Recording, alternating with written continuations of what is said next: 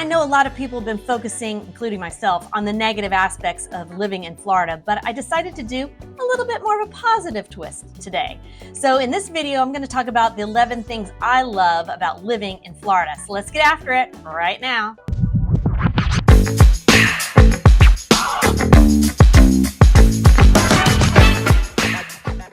So as some of you may have seen, and I'm going to pop that video up right here for you, I talked about some things you need to be aware of when moving to our Sunshine State.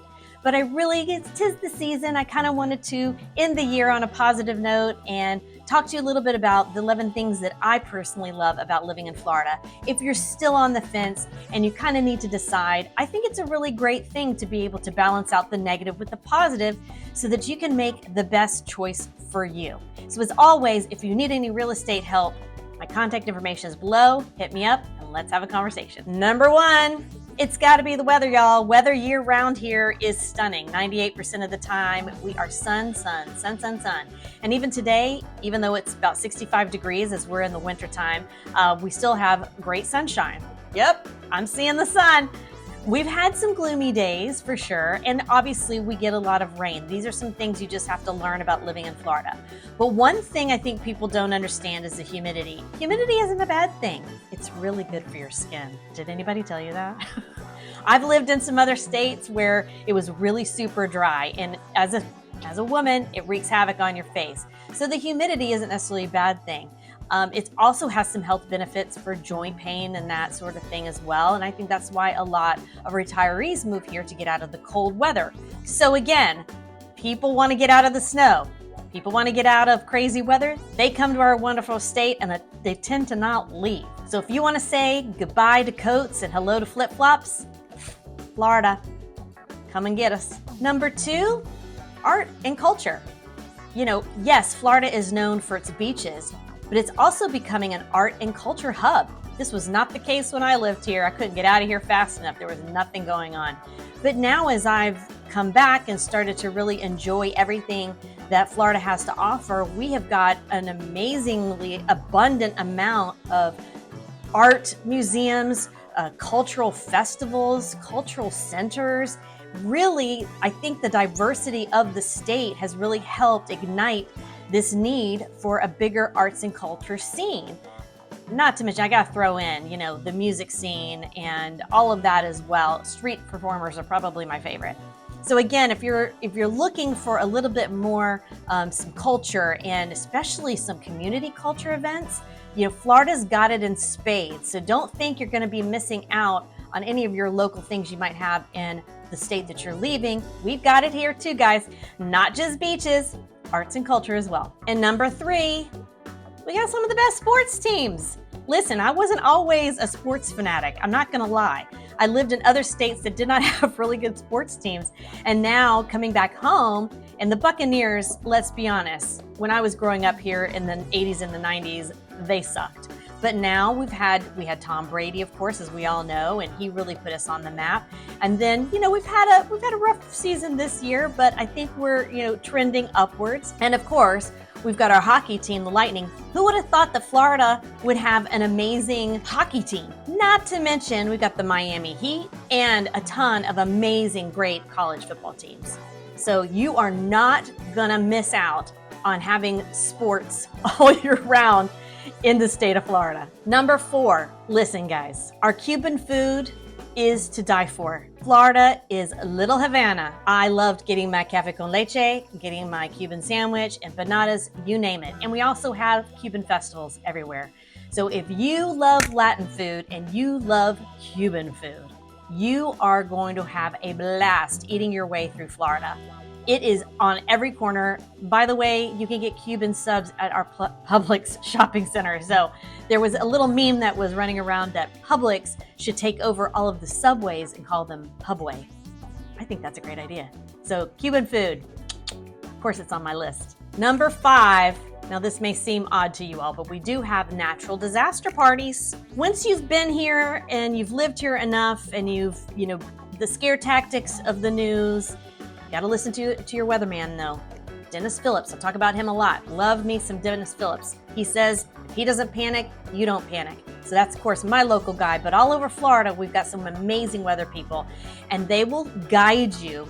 But it is fun because, you know, the city, whichever one you're living in, whether it is Tallahassee, Orlando, Tampa, or Miami, wherever the hurricane's going to hit, most of us end up having a slow work day. You can't go anywhere. You're either trying to, you know, board up windows, putting sandbags out, or just getting your house ready, getting your generator ready, all of the things that you need to do. Everybody should have a hurricane preparedness plan, know your zones, and get yourself some cash and make sure you've got food and water, okay? I do want to state that. But while you're sitting around waiting, it has been known in my little condo community that everybody has a party on the first level, and everybody brings their own beer and you ride it out. A lot of times it's just wind and rain, and it definitely gives you the opportunity to get to know your neighbors and have a fun little block party. And number 6, sunsets. Bar none, some of the best sunsets I've ever seen in the world. And I have traveled, and I have lived on the West Coast and the East Coast, and I've lived in Texas. So I have seen sunsets in various degrees. And comment below if you disagree, because I personally think our sunsets are very magical here. And especially when you've got the pelicans kind of flying through the air, it's just very picturesque. I have the wonderful advantage of living on a canal that faces west. So I get an amazing sunset every night, and it is not lost on me that I'm very lucky to have that. So if you get a chance and take some pictures, gosh, share them with me. I'd love to see your sunset pictures of Florida. Let me know where your favorite place to see a sunset is. Comment below. And number 7, the water, beaches, and boating. Oh my. As some of you may know, if you've watched my channel for a while, I am a notorious water baby. I live on the water. I have to be near the water.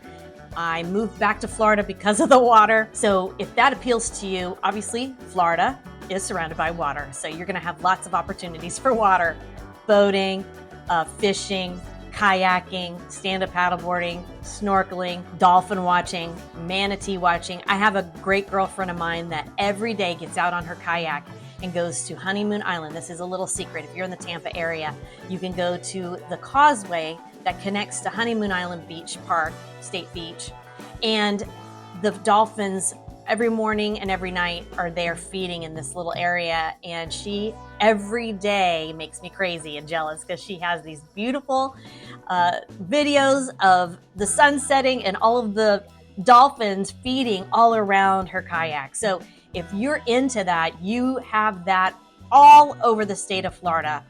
East Coast, West Coast, you name it, you are going to be able to find something to do on the water at all times of year.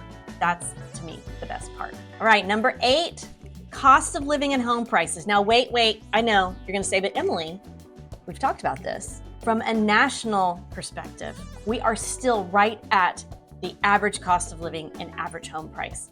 We were just historically under that because nobody knew who we were. Thank you, Tom Brady. Thank you, Super Bowl. Thank you, COVID.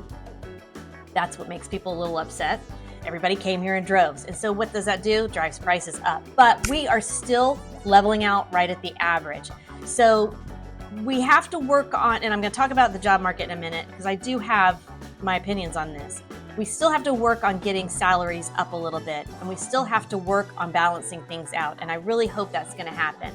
But from an overall perspective, if you're coming from a big city like New York or Chicago or California, anywhere that home prices, as we know, are just outrageous and most normal people can't afford a home, you can actually afford a home in our state. And there are different parts of our state that are more affordable than others. So do your research. You can always reach out to me if you'd like some guidance in that direction, and I can help you.